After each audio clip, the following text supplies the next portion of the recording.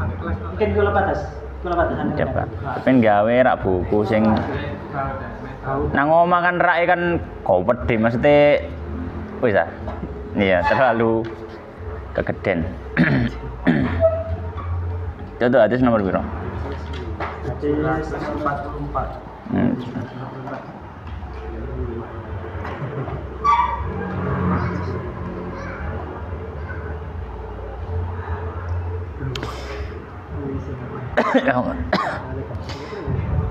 Bismillahirrahmanirrahim. Alhamdulillah wassalatu wassalamu ala Rasulillah wa ala alihi wa ashabihi wa man wala wa la haula wa la quwata illa billah. Amma ba'd. Allahumma subhanaka la ilma lana illa ma 'allamtana innaka antal alimul hakim. Wa tub 'alaina innaka antat tawwabur rahim. Allahumma fakanna fid din wa 'allimna ta'wil waftah lana futuhal arifin. Allahumma rzuqna al-ikhlas fil ilmi wal amal ya rabbal alamin. Tapi kita melanjutkan ngaji kita Bulughul Maram min Adillatil Ahkam yang ditulis oleh Al-Imam Ahmad ibn Ali bin Hajar Al-Asqalani yang wafat tahun 852 Hijriah rahimahullahu rahmatan wasi'ah, dan kita sampai di hadis nomor 744 ya. Nah, silakan dibaca. Bismillahirrahmanirrahim. Rahimahullah taala wa ibnu Ka'ab dan ibnu Ka'ab bin Malik an abihi dan ayahnya radhiyallahu taala anhu. Anna Rasulullah bahwasanya Rasulullah sallallahu alaihi wasallam hajara menahan harta ala Mu'adzin milik Mu'adz malahu hartanya wa ba'ahu dan menjualnya fi dainin kana alaih atas hutang yang ada padanya. Iya. Rawahu karena hutangnya ada padanya. Rawahu Daraqutni hadis riwayat Daraqutni wa sahahu Hakim dan sahih Hakim wa akhrajahu dan mengeluarkannya Abu Dawud mursalan secara mursal. Warajjaha dan merajikannya irsalahu ke mursalannya. Baik, bismillahirrahmanirrahim. Hadis nomor 744. Qala al-musannifu rahimallahu ta'ala wa nafa'ana bil ilmi fid dunya wal akhirah wa adkhalahu fasya jannatihi wa taghammadahu bi rahmatihi Allahumma amin. Wa an ibni Ka'ab dari Ibnu Ka'ab radhiyallahu ta'ala anhu an ibni Ka'ab ibni Malik ya, dari anaknya sahabat Ka'ab bin Malik, an abihi dari ayahnya yaitu Ka'ab bin Malik radhiyallahu ta'ala anhu. Anna Rasulullah bahwasanya Rasulullah sallallahu alaihi wasallam hajara, beliau menghajar atau beliau menahan harta ala Mu'adzin ya, atau menahan ala Mu'adzin atas Mu'adz malahu hartanya ya. Jadi Nabi sallallahu alaihi wasallam itu menahan hartanya Mu'adz ya. Maksudnya kenapa? Ya karena Mu'adz ini ketika itu ya ada hutang yang perlu dia bayar ya. Jadi dia itu pernah jadi orang yang muflis. Wa ba'ahu dan Nabi menjual hartanya. Ba'ah Nabi menjual hu kembali ke malahu ya. Jadi Nabi menjual hartanya Mu'adz fi dainin dalam hutang, maksudnya untuk membayar hutang kana alaihi yang ada di atas Mu'adz, maksudnya yang menjadi tanggungannya Mu'adz. Rawahu Daraqutni, hadis diriwayatkan oleh Imam Ad-Daraqutni. Wasahahahul Hakim dan disahihkan oleh Al-Hakim, wa akhrajahu Abu Dawud dan dikeluarkan oleh Imam Abu Dawud mursalan secara mursal, wa rajjaha irsalahu dan menguatkan sisi kemursalannya. Maka hadis ini memberikan pelajaran. Ya, apa pelajarannya? Bahwasanya ya, pelajaran yang pertama diperbolehkan bagi hakim ya, diperbolehkan bagi hakim untuk menjual harta orang yang pailit atau yang bangkrut ya. Orang yang sudah pailit atau orang yang sudah bangkrut ya. Sebagaimana yang dilakukan Nabi Shallallahu Alaihi Wasallam. Itu pelajaran yang pertama.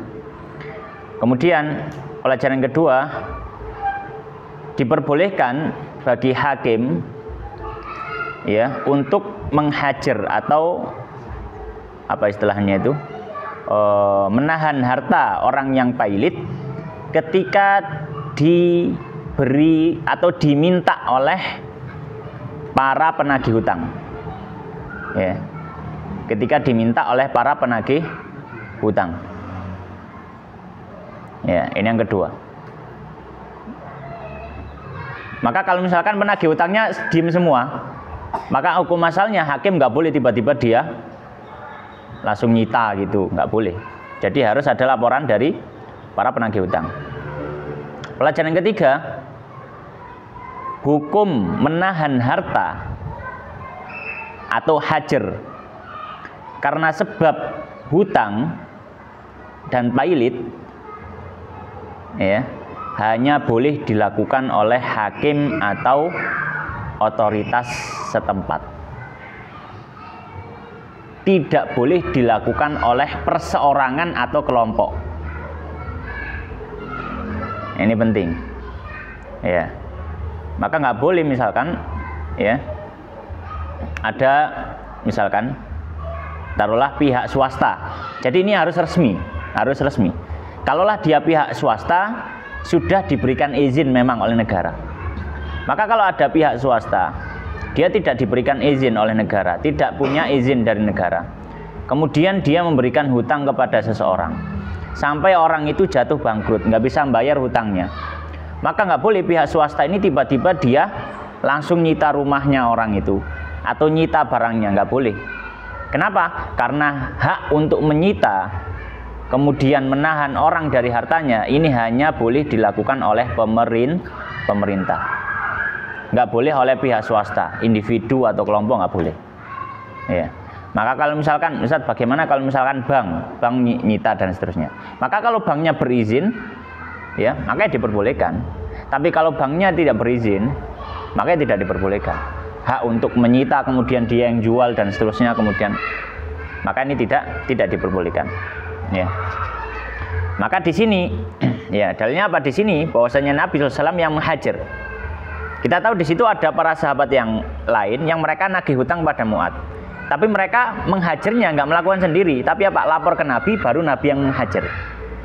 Kemudian setelah Nabi, nah Nabi ini statusnya sebagai kepala negara.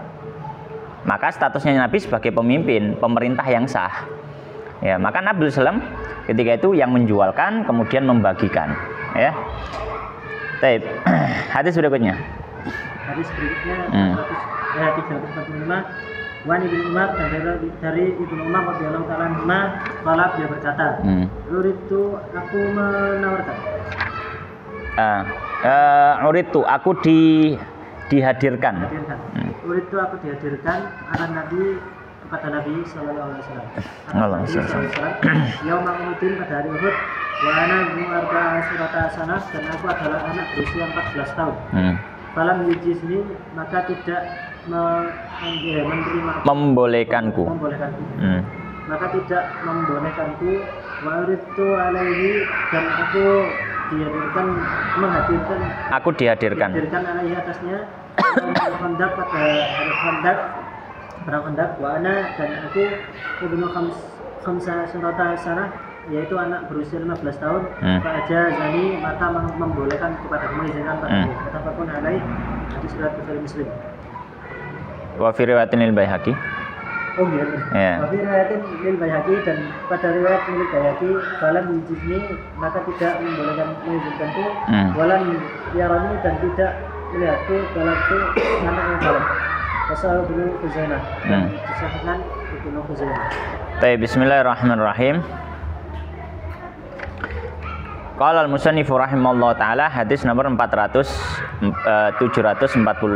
Wa an Ibnu Umar, dari sahabat Ibnu Umar radhiyallahu taala anhuma, qala, beliau mengatakan, "Uritu, aku dihadirkan ala Nabi, kepada Nabi."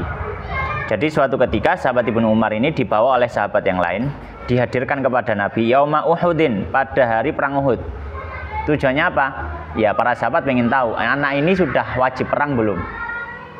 Di zaman itu, ya, wajib perang, ya, atau wajib militer lah gampangannya. Wajib militer itu berlaku ketika anak sudah berumur balik. Berapa itu? 15 tahun. Berarti 15 tahun itu sudah perang. Ya, sudah perang. Berarti 15 tahun ndelek apa jenis seneng-seneng gitu ya. Zaman dulu enggak, zaman dulu. Nah, sudah perang. Maka pada hari Uhud dihadapkan kepada Nabi wa ana ibnu arba'a asyrata sana, dan kata sahabat Ibnu Umar, dan saya ketika itu masih umur 14 tahun. Falam yujizni, maka Nabi tidak membolehkanku. Membolehkan apa? Nabi nggak boleh saya ikut perang. Kenapa? Karena hukumnya masih belum balik. hukumnya masih belum balik. Wa uridtu alaihi, dan saya dihadapkan lagi alaihi, atas Nabi, maksudnya kepada Nabi, yaumul Khandaq, pada hari Khandaq. Hari Khandaq itu hari perang Khandaq. Perang Khandaq itu terjadi setahun setelah perang Uhud. Berarti umurnya sekarang berapa? 15. Makanya beliau mengatakan wa ana ibnu khamsa asyrata sanah, dan saya ketika itu umurnya 15 tahun. Ya. Fa ajazani, lalu Nabi memperbolehkanku. Jadi perang pertama yang dilakukan oleh sahabat Ibnu Umar itu perang Khandaq. Perang Badar masih belum ikut, perang Uhud masih belum ikut. Bukan nggak mau atau bukan nggak bisa, tapi memang nggak boleh. Ya, karena memang dianggap masih belum cukup umur. Ya, masih belum cukup umur. Muttafaqun alaih, hadis riwayat Bukhari Muslim. Wa fi riwayatin lil Baihaqi, dalam riwayat Al Baihaqi, falam yujizni, ada tambahan. Maka pada waktu umurnya 14 tahun disebutkan Nabi tidak membolehkanku, walam yarani balagdu, dan beliau belum memandangku sebagai anak yang sudah balik ketika umur 14. Wasahaha Ibnu Khuzaimah, dan disahihkan oleh Ibnu Khuzaimah. Nah, pertanyaannya sekarang, ini kan bahas masalah hajar dan taflis, masalah menahan harta. Kenapa kok disebutkan oleh sahabat, disebutkan oleh penulis Al-Hafidz Ibnu Hajar hadis tentang balik? Karena ya orang ditahan hartanya itu ada beberapa alasan. Alasan yang pertama karena dia jatuh pailit kemarin, dan hadis yang sebelumnya juga membahas orang yang jatuh pailit karena hutang. Maka orang ini dilarang dari mentasarufkan hartanya, dilarang dari mengelola hartanya sendiri. Hartanya dipegang siapa? Dipegang hakim. Hakim nanti jualkan. Nah, ada juga sebab yang lain. Ada juga sebab yang lain yang membuat orang tidak boleh membelanjakan hartanya sendiri. Apa diantara sebabnya apa? Diantara sebabnya adalah karena anak itu belum balik. Dimana ketika belum balik dia tidak bisa membelanjakan hartanya dengan benar. Ya, gampangannya dia masih belum ngerti ya cara mengelola uang dengan baik dan benar. Sehingga apa? Sehingga ketika anak belum balik, yang ngelola hartanya harus walinya. Nggak boleh dia pegang sendiri. Misalkan dapat warisan banyak, dapat warisan banyak dari ibunya. Dia punya uang banyak, dikasih ibunya misalkan. Maka nggak boleh dibiarkan anak ini megang uangnya sendiri. Yang megang siapa? Harus walinya. Ya. Maka yang megang apa? Harus walinya. Taib. Maka di sini memberikan kita pelajaran. Pelajarannya, ya, bahwasanya anak yang belum balik, ya, hartanya dipegang oleh walinya. Ya, hartanya dipegang oleh walinya. Ya. Taib. Makanya wali dari anak itu, dan tidak boleh membelanjakan hartanya sendiri. Ya, membelanjakan hartanya sendiri. Ya. Maka di sini dia ditahan dari hartanya sendiri, meskipun itu uangnya sendiri. Itu pelajaran pertama. Pelajaran kedua, ya, balik diketahui dari apa? Ya, maka kita katakan balik diketahui, ya, ketika anak itu umur 15 tahun. Balik diketahui ketika anak itu umur 15 tahun. Atau anak itu mimpi basah atau haid ketika sudah umur 9 tahun. Ini balik. Maka ini apa? Balik. Ya. Tep. Jadi balik tandanya kalau enggak anak itu umur 15 tahun, maka tandanya dengan mimpi basah atau keluar darah haid ketika umur 9 tahun. Ini balik. Pelajaran ketiga, ketika anak sudah mencapai balik,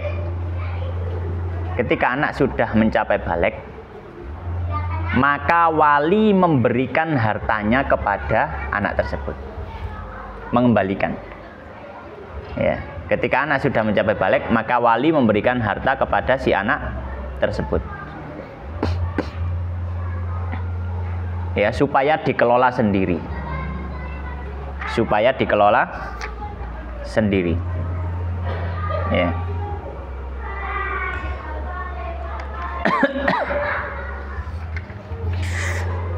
Baik, ini beberapa faedah dari hadis tersebut. Kemudian, ya, hadis berikutnya. Hadis berikutnya wa natiyatul Quratihi dari Atiyah Quratihi radhiyallahu anhu qala dia berkata uridna alannas uridna kami dihadirkan kepada Nabi sallallahu alaihi wasallam yauma Quraidah pada hari perang Quraidah. Maka man anbata kutila adalah orang yang man anbata, siapa yang anbata di sini maksudnya sudah tumbuh bulu kemaluan. Sudah tumbuh bulu kemaluan. Anbata itu sudah tumbuh bulu kemaluannya. Maka adalah man anbata siapa yang sudah tumbuh bulu kemaluannya, kutila dia dibunuh. Iya. Waman dan siapa lam yumbit yang belum tumbuh khulliya dibiarkan sabiluhu jalannya khulliya nangkun apa? Khalla. Oh ya, agak berpen. Ya berarti wacan khalla nggak apa-apa. Berarti Nabi membiarkan gitu. Sabilahu, kalau khalla sabilahu berarti. Khalla membiarkan sabilahu. Fakuntu maka telaku mimman termasuk dari orang yang lam yumbit belum tumbuh. Fakhalla sabili maka membiarkan jalanku. Raul arba'ah diriwayatkan yang 4 as-Sahih Ibnu Hibban dan Musnadnya Ibnu Hibban wal Hakim dan Hakim. Wa qala dan berkata ala syartis syaikhain atas syarat dua.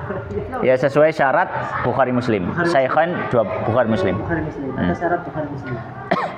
Baik, hadis berikutnya 746. Nah, ini juga masih menjadi tanda balik. Ya, tanda balik. Nah, kisah ini jadi gini kisahnya itu. Ketika perang Khandaq itu kan perang sing Kanjeng Nabi dikepung. Madinah itu diserbu sama 10.000 tentara dari aliansi suku Arab. Jadi suku Arab semuanya beraliansi, yang dari Mekah, yang dari Taif, yang dari mana-mana beraliansi nyerbu kota Madinah. Kota Madinah belum sebesar sekarang. Yang mana orang penduduk Madinah jumlahnya sekitar 3.000. Penduduknya jumlahnya 3.000. Maka dikepung tentara 10.000. Ketika dikepung maka akhirnya kan bikin Khandaq. Jadi Madinah itu gambaran daerahnya ya. Seluruh areanya ini ditutupi dengan gunung batu.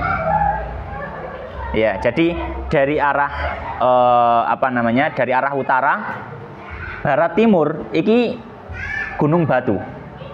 Zaman itu orang masih sulit untuk kalau misalkan mau perang lewat gunung batu, angelan. Kuda nggak bisa naik. Orang aja yang bisa naik. Maka nggak mungkin bisa diserang dari barat, timur, utara. Bisanya diserang dari depan, dari selatan. Nah, selatan itu satu-satunya gerbang, ya. Maka di situ ada sahabat Salman Al-Farisi dari Persia punya ide, wahai Kanjeng Nabi, kami dulu kalau di Persia, di Iran, kalau kita perang terus diserbu musuh, kampung kita diserbu musuh, kita bikin Khandaq. Khandaq itu parit, dikedui. Jadi ngedui sepanjang dari gunung batu sini sampai ke sini. Dibikin parit yang sekiranya, bayangkan, lebarnya yang tidak memungkinkan kuda untuk loncat dan kedalamannya yang tidak memungkinkan kuda untuk bisa naik. Jadi ukurannya adalah kuda. Kenapa? Karena kuda kendaraan paling canggih gitu ya itu. Wis gak ono sing ndukure kuda. Ya. Enten buruk sat ya, buruk iki beda ya. Beda. paling canggih kuda. Jadi ya jaraknya cukup jauh. Ya kuda itu loncatannya kan lumayan. Ya, jadi ya seperti itu. Baik. Alkulihal kisahnya akhirnya pasukan musuh itu cuma bisa ngenteni di nunggu di luar. Tapi ada beberapa orang Yahudi yang ada di kota Madinah. Ini khianat. Memberikan informasi. Sekarang gini. Kemudian sudah ada rencana beberapa orang Yahudi, ya kalau misalkan nggak bisa diserang dari luar, nanti kita gerbek dari belakang. Itu sudah rencana orang Yahudi. Dan itu diketahui Nabi. Nabi tahu dari mana? Dari Allah Subhanahu Wa Taala. Termasuk yang mau rencana untuk menyerang Nabi itu Bani Quraidah. Namanya orang Yahudi Bani Quraidah. Ya. Ini kisahnya di surat di surat Al-Hasyr. Nah, Bani Quraidah ini dulu ya agak lupa. Ada seorang sahabat Ansor, saya lupa namanya. Ya Allah, siapa namanya? Yahya bin Mu'ad atau siapa ya? Agak lupa namanya. Jadi dia itu apa istilahnya ya? Dia itu halif itu kayak apa ya? Kayak seperti sudah menjadi saudara dengan Bani Quraidah. Tapi dia sahabat. Ya sekutu lah kampangan ini, sekutu. Nah, ketika perang Khandaq itu sahabat ini terluka. Kemudian setelah selesai perang, orang ininya balik pulang karena kehabisan bekal. Maka Nabi memberikan putusan, ayo sekarang kita usir orang-orang Yahudi semuanya, gak ono sing oleh nang Madinah wis. Iya, dikai ati kok tambah njaluk ndas. Ya. Maka semuanya diusir, ya. Maka untuk Bani Quraidah, khusus untuk Bani Quraidah, Nabi menyerahkan keputusannya kepada sahabat tadi. Ya, Yahya bin Mu'ad kalau nggak salah. Siapa? Mu'ad bin? Kan yang kedua Mu'ad. Iya, ini yang satunya. Yang ihtaza. Iya, berguncang ars ketika dia mati itu loh. Coba iku ahli aku. Terus gua Yahya bin duduk Yahya bin Mu'ad. Iya, Mu'ad bin Astagfirullah. Nah, kita lanjut cerita Andri ya. Sahabat tadi akhirnya memberikan keputusan. Nah, keputusan saya Nabi untuk Bani Quraidah ini bunuh semua laki-laki yang balik. Jenengan kumpulakan bunuh semua. Iya, Sa'ad bin Mu'ad. Sa'ad bin Mu'ad. Astagfirullah. Sa'ad bin Mu'ad. Bunuh semua laki-laki yang sudah balik. Nah, pertanyaannya, ketika itu Nabi ngecek kebalikan anak laki-laki itu dengan melihat bulu kemaluannya. Karena kan kalau misalkan kita tanya umurnya piro, saya bicui kan. Bisa aja nipu. Saya masih 13 tahun misalkan. Jadi ya diploroti kabeh sing arek-arek cilik-cilik yang dilihat masih muda nih wis tua-tua ya gak usah, wis langsung bunuh saja. Positif bisa. Ya tapi kalau yang masih muda-muda ya kok gak tapek ono jenggote sih gini ditelok. Kalau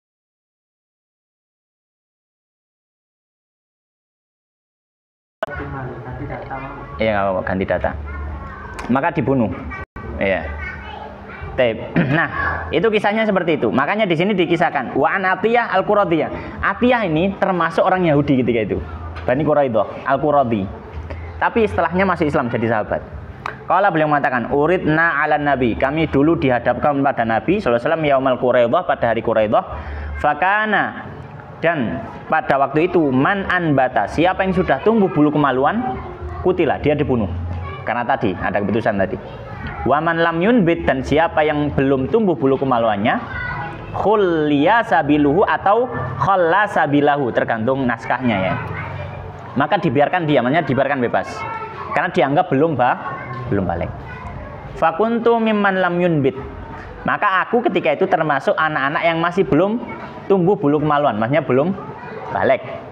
Fakhulliya sabili, maka saya diberikan hidup. Terus kemudian masuk Islam. Ya. Rawahul khamsah wa sahih Ibnu Hibban wal Hakim. Hadis diriwayatkan oleh yang 5 dan disahkan oleh Ibnu Hikam dan Ibban dan Hakim. Wa qala ala syarti syaikhain.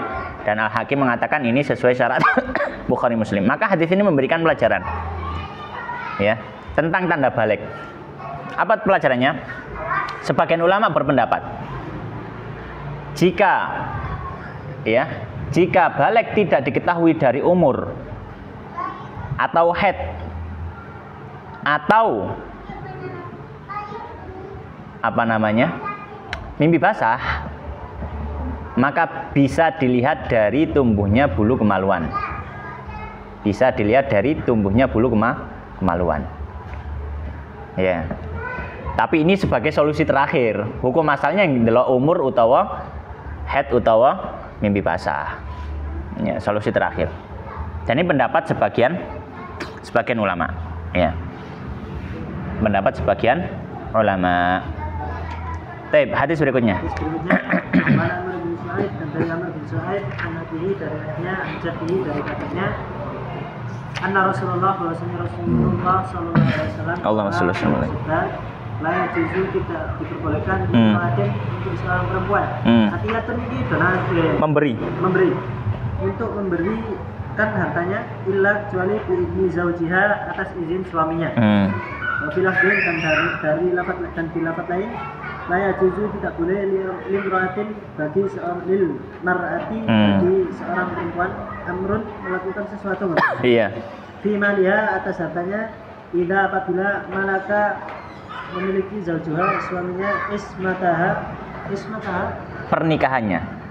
Apabila suaminya masih menikahinya. Iya, masih jadi suaminya. Masih jadi suaminya. Rawahu Ahmad, Ahmad, washabus sunan, dan ashabus sunan, illa Tirmidzi, kecuali Tirmidzi, wasahahul Hakim, dan sahihnya Al-Hakim. Baik. Hadis berikutnya 747. Qala an Amr bin Shu'aib, dari Amr bin Shu'aib, an abihi, dari ayahnya, an jaddihi, dari kakeknya, anna Rasulullah, bahwasanya Rasulullah SAW qala, beliau bersabda, la yajuzu, tidak boleh, limra'atin, untuk perempuan, apa yang tidak boleh, atiyatun, memberi barang atau memberi harta, illa kecuali biizni zaujiha, dengan seizin suaminya.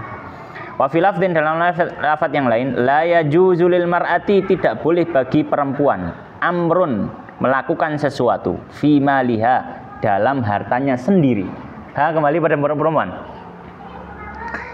Ida, ketika malaka zaujuha, suaminya masih memiliki ismataha, pernikahan si perempuan itu. Maksudnya selama dia masih punya suami.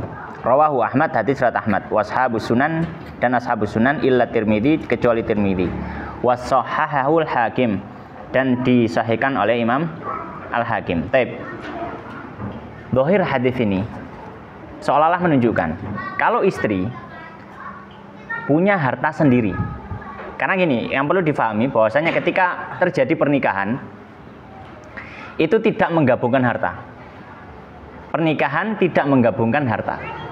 Jadi kalau misalkan secara asal istri punya harta, suami punya harta, hukum asalnya tidak tergabung harta ini. Tidak campur jadi satu, enggak. Tapi harta suami sendiri, harta istri sendiri. Ya. Nah, kalau misalkan istri punya harta sendiri, ya, zahirnya hadis ini tidak boleh memberikan hartanya sendiri kepada orang lain, kecuali seizin suaminya. Ya. Tapi ini ada penjelasan yang mungkin akan saya rinci di sini. Baik. Maka faedah hadis ini, ya. Faedah hadis ini. Yang pertama, istri diharamkan. Ya. Pertama, istri diharamkan apa ya? Memberikan atau mengeluarkan harta suaminya kecuali seizin suaminya. Karena itu harta suaminya, maka nggak boleh dikasihkan orang tanpa izin suami, karena itu kan harta orang lain. Karena tadi ketika menikah itu tidak menggabungkan harta tetap masing-masing. Ya, itu kalau misalkan hartanya suami. Pelajaran kedua, istri boleh, istri boleh membelanjakan atau, ya, istri boleh membelanjakan atau memberikan harta miliknya sendiri. Harta miliknya sendiri. Ya. Namun termasuk adab. Nah, Ini nggak wajib, tapi termasuk adab saja. Yo nggak sunnah juga, termasuk adab dalam rumah tangga. Ya, hendaknya bermusyawarah dengan suami juga. Jadi sifatnya bukan minta izin, tapi ngajak musyawarah. Ya apa nih, misalkan saya punya emas ini tak kasih ini, tapi hukum asalnya dia nggak minta izin nggak masalah. Wong itu harta-hartanya sendiri. Maka di hadis ini, ya, tidak boleh kecuali dengan izin suaminya. Ini sifatnya bukan harus, tapi apa? Hanya sebagai irsyad, hanya sebagai pengarahan saja, ya, pengarahan lebih bagus, ya. Jadi seperti itu. Ya, mungkin sampai sini. Tinggal satu hadis, insya Allah kita bahas pertemuan berikutnya. Di Arek Madin ke bengi-bengi. Kita akhiri demikian, wallahu taala alam, wa sallallahu wa sallim wa barik ala nabiyina Muhammadin wa ala alihi washabi jumain. Subhanakallahumma bihamdika asyhadu an la ilaha illa anta astaghfiruka wa atubu ilaik wa akhiru da'wana alhamdulillahirabbil alamin wallahu taala a'lam.